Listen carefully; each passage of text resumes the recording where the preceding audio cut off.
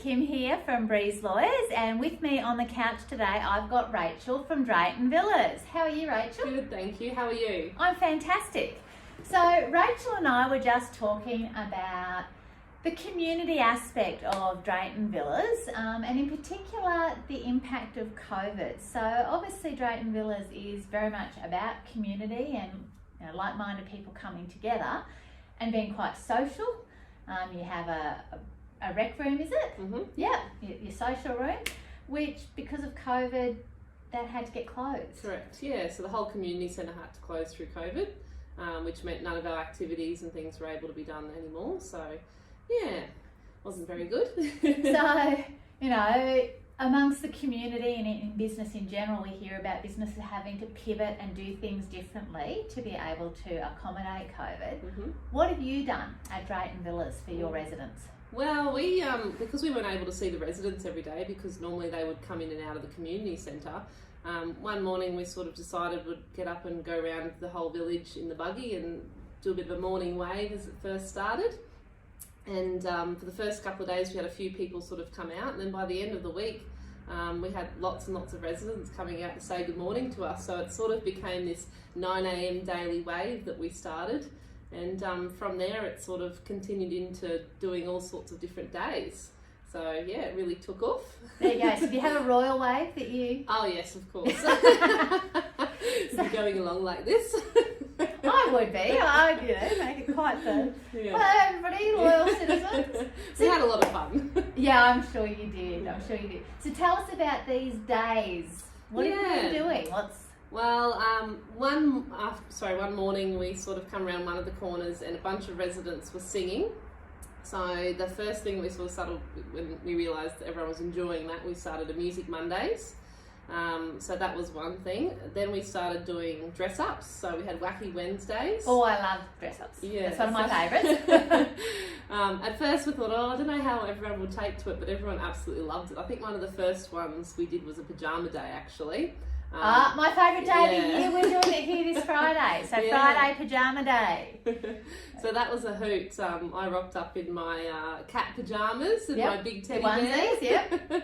And then one of the maintenance boys had an ab shirt on, and the other girls had all their pyjamas on, and that really sort of took off. And that's when we sort of realised, the residents really are loving this, and ended up making a whole calendar of it. So we had Music Mondays, the Wacky Wednesdays. So every Wednesday we had different things, whether it be fancy hats or pyjamas or characters or pirates and all these things. I guess the most important thing to me was the mental health of all the residents, because they were locked in their houses. So just looking for ways to sort of encourage them and excite them. And as sort of time went on, we realised it was something they looked forward to every day. Yep. As you do, there's only certain things you have during the day, and 9 a.m. was that reason to get out of bed and come out and put something silly on, or even just to come out and have a chat. So it was really, really good. And from there, lots of things have happened. So. And isn't it amazing that even in lockdown, you can find so many dress-up things in your house? I've got a whole box now. Well, even on the bin isolation page, I don't know if you've seen that on Facebook. Where people were, that the bin got out more than they did during ISO. Yeah. And some of the comments about, particularly from overseas people, they find it really bizarre that Australians have so many dress-up things. But I think it is something that in general, as a society, as a community, we really embrace. I think everybody enjoys it, really, at the end of the day. So, we created a whole calendar, and I also put things in there, sort of more mentality ones, I guess. So, a few times we had ring your resident that's 3 numbers up from you, or ring your neighbour. We had, bring your favourite recipe in and we'll make a cookbook. So we're going to make a Drayton Villas cookbook as well. Oh wow, great. Yeah, so we had sort of lots of things, and I was trying to think of ways to connect the whole community at the same time. So that's why I think it was Tuesdays, I can't remember, but each of those days we had like a, call someone 10 numbers up from you, or call someone you've never spoken to in the village before, or, things like that. And obviously not all the residents got involved, and but a lot of them did, and really embraced it. And the last thing that's come from all of it was our Tutu Thursdays, which has been the biggest Tutu Thursdays. Yeah. So that's every Thursday. Yeah, and it's still going. And tell me, Do the men engage Tutu Thursday? Yes. We've got one resident who came, I think it was nearly 2 weeks ago or last week, in a full tutu. So How fun. Yeah. And it is very important for, whether you're in a community or in the broader community for us to really stay connected. Yeah. And I think it's probably one of the positives that has actually come out of COVID. Oh, definitely. 2020 has been pretty sucky for a whole lot of reasons. But certainly that, the community coming together, and particularly around our elderly and our vulnerable and the care army, those sorts of things, I think has been, one of the positives. Yeah, definitely. It's definitely brought everyone together a lot more, and I think made everyone realise, think outside the box a little bit more, and, you can allow more things into your life. And to not take things for granted. Yeah, absolutely. Which, prior to sort of March, I think we all did, We didn't necessarily value the freedoms that we had. And quite frankly, there's probably a lot of people that are your residents that fought for those freedoms. Yeah. So nice to encourage it. So tell me, what did you guys do for ANZAC Day? For ANZAC Day, what did we do for ANZAC Day? Oh, that's right. So we did the driveway dawn service. So I went and bought a bunch of tea light candles, put them out for the residents, and at 6 a.m.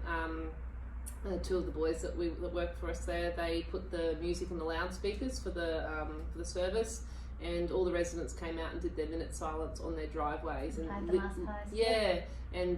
the candles. So we had little tea light candles all along the letterboxes. And about probably 3 or 4 days beforehand, residents started dressing up their letterboxes and things as well. So we had some beautiful pieces. Some of the residents, their grandparents, etc., had been in the wars, or their fathers, or themselves, and they put all their different war memorials and things out. It was really lovely to walk around the village and see all of those. So that would have been very moving, I would have thought. It was really good. Yeah, and again, that's probably something that, if it wasn't for the lockdown and COVID, it probably wouldn't have happened. No. They would have all gone off to their parades and those sorts of things. Yeah. But as a community of Drayton Villas, you would have missed that opportunity. Absolutely. And I think with the ANZAC Day, just in general, I think it was amazing how all of Australia was doing that. I think it's something we should do every year. I think it's a really good one.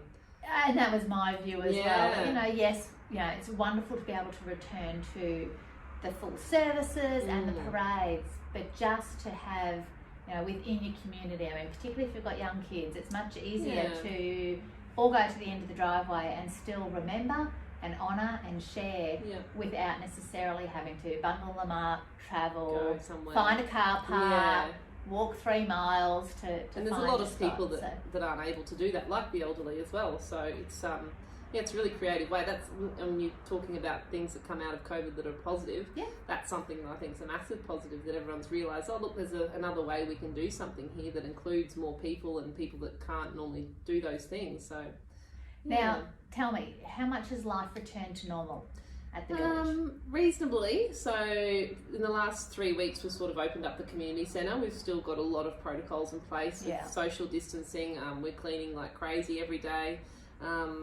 So pretty much back to normal. There's a couple of activities we still can't do, like cards and things like that, that are just impossible to do with social distancing. But morning teas is probably the biggest thing everyone's missing out on, because we all love a good morning tea. Yeah, got to have your cookies in and your scones. Correct. Obviously with the sharing of food and everything like that, we can't do that. So it's back to normal within reason, but I wouldn't say it's anywhere near normal, because still a lot of people are being very cautious. And they are to some extent saying that maybe this is our new normal. And look, Rachel didn't like it when I said this off camera, but I am concerned that the second wave is probably going to hit Queensland. Yes, just don't want to think about it. How do we? And I think whilst the government probably won't lock down, whole communities, I actually think those that are vulnerable, such as the people in your residence, are probably the ones that are going to have to take care of themselves and tighten. And we're prepared for that. The whole time we've sort of had procedures in place. The checkpoint stopped a fair few weeks ago now with everyone checking in at the front gates. But that's probably going to get reinstated. Yeah, so we've got all those things in place. We've gone as far as having it in place if I was to get COVID, my staff were to get COVID, and we weren't able to go to work. We've got it all set up so that someone from Brisbane or another person could come in, and it's all there ready to go. So. And we are prepared for that. And that's been the good thing, I guess, about, we kind of had a soft intro, I think, really, to COVID with the first wave, and it's allowed us all time to prepare and adapt. Yeah, definitely. Great. But my point is going to be this. Obviously, you have had to be very creative to come up with a lot of things to look after your residents and keep them connected for the last 3 to 4 months. But just in case this does get extended, I'm just going to invite everyone to, in the comments below, to drop some ideas. So if you've got some other ideas about how communities in general, but Drayton Villas in this instance, can stay connected, some of the other activities that people might be able to do from their driveways, along with the royal wave of a morning, drop them below. I'm sure Rachel will appreciate some further input. Definitely. Google comes in handy a lot, but can always do with more ideas. Absolutely. So thank you so much for coming along and sharing, Rachel. That's been really great. My pleasure. Very positive. Thank you. And we'll see you next time on the couch. Bye.